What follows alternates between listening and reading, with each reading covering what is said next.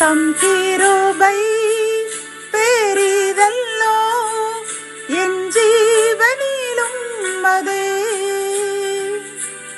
இம்மட்டும் காத்ததுவே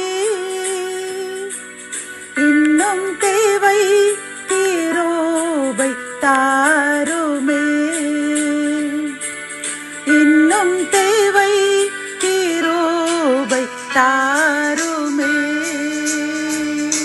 கர்த்தரும் இரட்சகருமாகிய இயேசு கிறிஸ்துவின் ஈடு இணையற்ற நாமத்தில் சேனைகளின் கர்த்தர் ஊழியத்தின் மூலம் 29/5/2025 இந்த நாள் உங்களுக்கும் உங்கள் சந்ததிகளுக்கும் ஆசீர்வாதத்தின் நாளாக அமையப் போகிறது என்று மனதார வாழ்த்துகின்றேன்.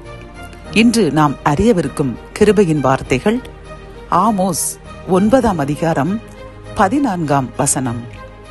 என் ஜனமாகிய இஸ்ரவேலின் சிறையிருப்பை திருப்புவேன். கத்தோலிக்க வேதாகமம் இவ்வாறு கூறுகின்றது, என் மக்களாகிய இஸ்ரவேலை முன்னைய நன்னிலைக்கு கொண்டு வருவேன் என்கின்றது.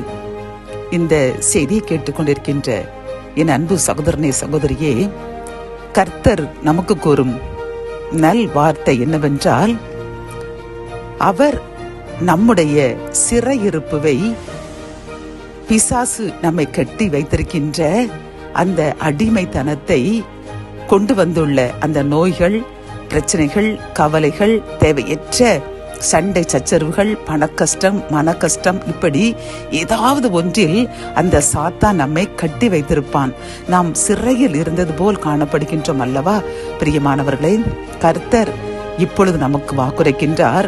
நம் கண்ணீரை கண்டு நாம் படுகின்ற வேதனையை பார்த்து எப்படி யோபினுடைய சிறையிருப்பை திருப்பினாரோ அதே போன்று இன்று நம்முடைய உங்களுடைய நீங்கள் ஏதோ ஒரு சிறைக்குள் இருப்பது போன்று ஏதோ ஒரு காரியம் நீங்கள் எதிர்பார்த்தது நடக்கவில்லையா, அல்லது ஏதோ ஒரு பிரச்சனைகளோ நோய்களோ அல்லது பணக்கஷ்டமோ ஏதாவது ஒரு சிறையிருப்புக்குள் நீங்கள் இருக்கின்றீர்கள் அல்லவா?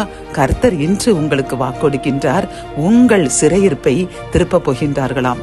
நீங்கள் பட்ட வேதனையை கர்த்தர் அறிந்து அவர் உங்களை புடமிட்டு விட்டார். கர்த்தர் கூறுகின்றார், நீங்கள் பரிசுத்தவானாக பரிசுத்தவாட்டியாக மாற முடிவெடுத்து விட்டீர்கள். 99% உங்களை பரிசுத்தமாக்கி விட்டீர்கள். இந்த 1% நீங்கள் இன்னும் உங்களை ஆராய்ந்து உங்களுடைய அந்த நடவடிக்கைகளையும் நீங்கள் மாற்ற வேண்டும்.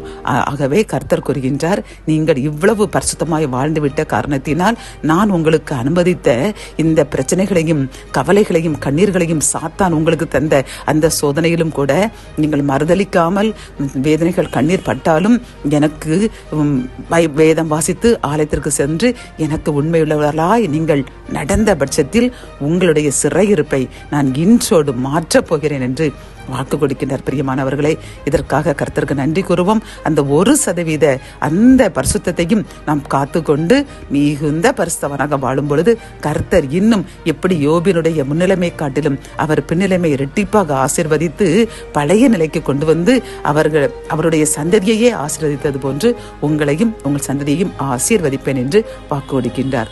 ஆகவே நாம் அந்த 1% பரிசுத்தையும் காத்துக்கொள்வோம். கர்த்தர் நம்மையும் நம் சந்ததியையும் அளவில்லாமல் ஆசீர்வதிப்பார். ஜெபம். என் அன்பு தகப்பனே, இந்த கிருபையின் வார்த்தைக்காக நன்றியப்பா. இவ்வளவு நாளும் நாங்கள் சிறையிருப்பில் தவித்துக் கொண்டிருந்தோம் அப்பா. எங்கள் சிறையிருப்பு என்று மாறப்போகிறது என்று காத்து கொண்டிருந்த இந்த கிருபையின் வார்த்தையை கேட்டுக்கொண்டிருக்கின்ற எங்களுக்கு உன் சிறையிருப்பை மாற்றிவிட்டேன். என் ஜனமாகிய இஸ்ரவேலின் சிறையிருப்பை நான் சிறையிருப்பிலிருந்து அவர்களை திருப்பி விட்டேன். அவர்களை ஆசீர்வாதமான பாத்திரமாக மாற்றிவிட்டேன். இனி அவர்கள் இப்படிப்பட்ட சிறையிருப்பை காண்பதில்லை. அவர்களும் அவர்கள் சந்ததியும் எனக்கு பிரியமான பாத்திரம் என்று நீர் கூறின இந்த வாக்குத்தத்த செய்திக்காக நன்றியப்பா. நாங்கள் இன்னும் பரிசுத்தமாகி 1% கூட நாங்கள் உமக்கு பிரியமற்ற காரியத்தை செய்ய மாட்டோம் என்று வாக்கு கொடுக்கின்றோம். எங்கள் சிறையிருப்பை இன்றோடு மாற்றுங்க. மீட்பர் இயேசுவின் மூலம் ஜெபம் கேளும் நல்ல தகப்பனே, ஆமேன்.